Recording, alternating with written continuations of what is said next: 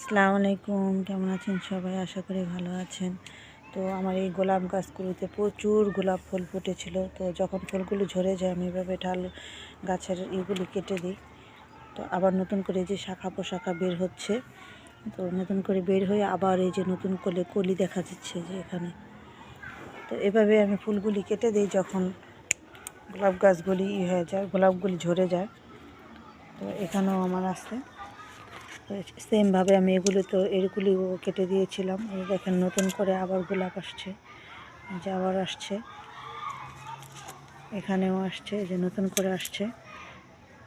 তো যখন ফুলগুলি ঝরে যায় তখনই আমি এভাবে কেটে দিই।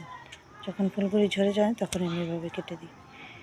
তো সেমভাবে এটাও দেখেন নতুন করে কুলি আসছে। এটা আমার একটা লাল ভ্যারাইটির গোলাপ, ইন্ডিয়ান।